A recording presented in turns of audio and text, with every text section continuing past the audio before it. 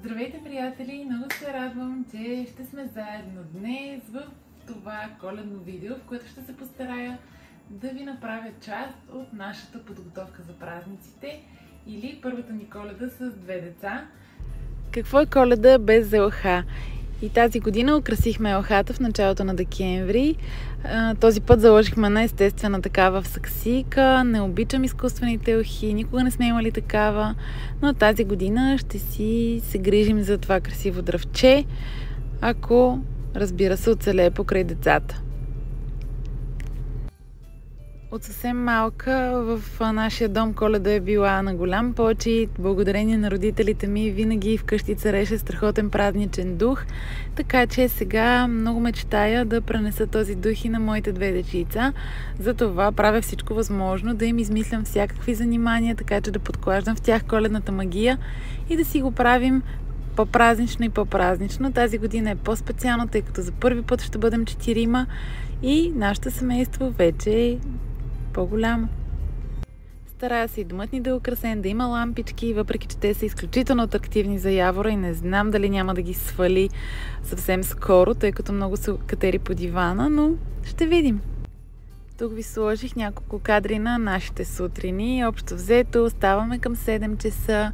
Първата ми работа е да запаля лампичките и да подготвя децата за деня и Милан за градина, а Явора за началото на нейния много натоварен ден. Закусват. Аз, както казах, вече включвам лампичките на елхата. Цял ден светят. Много ми е важно да ми е празнично. А и децата се радват. Явора всеки път пляска, когато види, че включвам лампичките. И се надява да ги свали възможно най-скоро. Ще видим, както казах, дали елхата ни ще оцелее повече време тази година. Тук реших да включа една от любимите ми части. Това е наша малка традиция, която аз поддържам вече 4-та година.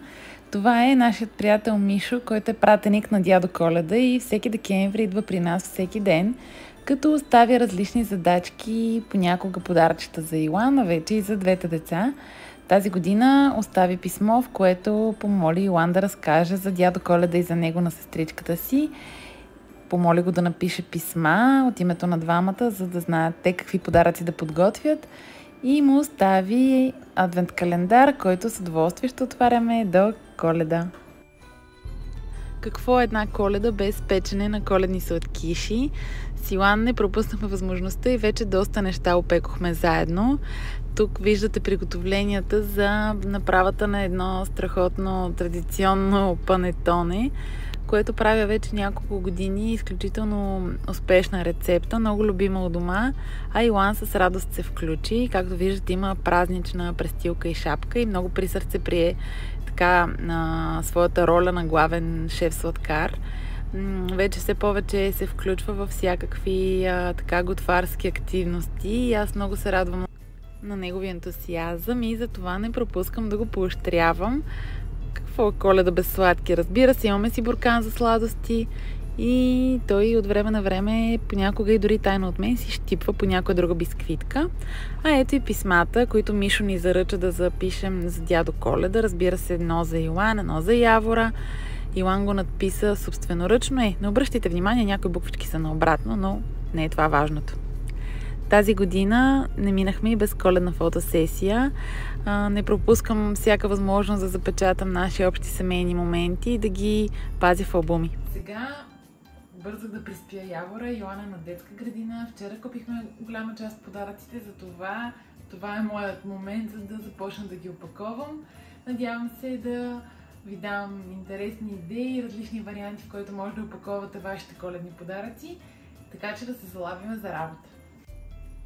Избирам различни хартии. Това е любимата ми част. Най-много обичам всъщност ето такава изчистена хартия, която да мога спокойно да рисувам и да пиша разни нещица по нея. Има, разбира се, всякакъв вид коледни опаковки, но аз не съм привърженик на тези най-шарените с много цветове. Обичам по-изчистените дизайни и съответно тук започвам да ви показвам едни два по-обикновено опаковани подаръци. Това е любимата ми част. Този тип опаковка е подходяща за дечица, които тепърва се учат да пишат, да познават буквичките. Видях го преди, може би, 2 години някъде и от тогава го използвам за по-големите дечица около нас. Правя го като кръстословица с скрити думички вътре, които съответно слагам по желание или просто весела Коледа за някое любимо детенце. Тези табелки ги купувам също всяка година. Много са симпатични и отиват на натуралния вид на опаковките, който избирам и обичам. И съответно с бял маркер надписвам името на човечето, за който е предназначен подарък.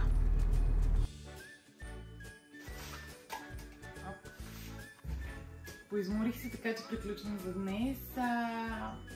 Опаковах една част от подаръците. Останалата част от подаръците ще опаковам в някои от следващите дни, когато Илан пак е на градина.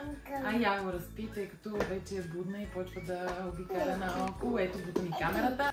Така че много се радвам, че бяхме заедно в това видео.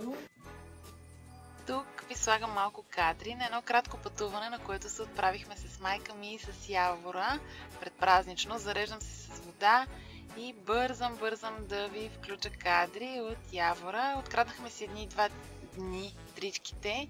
Та, нали, именно времето по Коледа е време за споделяне с любимите ни хора. Никога не бяхме пътували само с майка ми. Затова съм супер щастлива, че имахме тази възможност. Беше много приятно. Имах възможността да облека Явора в най-коледната й рокля. Здравейте от тази снежна приказка тук. Аз бързам, защото отивам в детската градина на Илан, където днес ще има коледна работилничка. Ще изработваме разни неща за Коледа, които след това ще продават децата на коледния базар. Така че бързам, за да не закъсня, и ще ви взема с нас, за да ви донесем още малко коледно настроение. Хайде!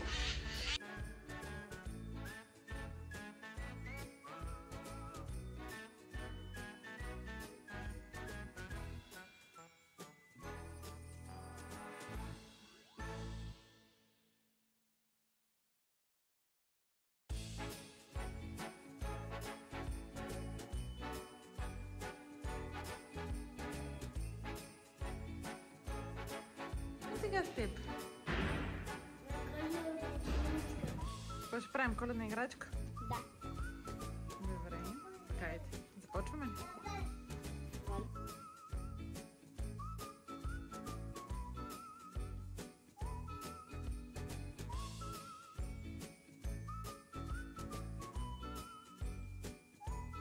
Пожелавам ви топли, много уютни семейни празници у дома или на някое друго красиво място. Ние ще си бъдем вкъщи, така че започваме да се наслаждаваме на подготовка. Благодаря на Ведри БГ, че ме включиха отново в тяхната подготовка за празниците.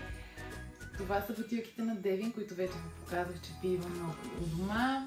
Опаковката е удобна, аз се старая да пия повече вода и разфасовката от литър 800 ми е така минималната дневна дажба. Сутрин пия малко вода с лимон, така че горе-долу си набавям около 2 литра нещо. Така че ми е супер удобна като разфасовка. Явора! Не бутай! Винаги като пътуваме взимаме такава вода, продават в големите вериги в опаковки по 6 и много удобно. Така че за сега е това от нас. Както сте умерено, не дейте да преяждате и не забравяйте да се хидратирате.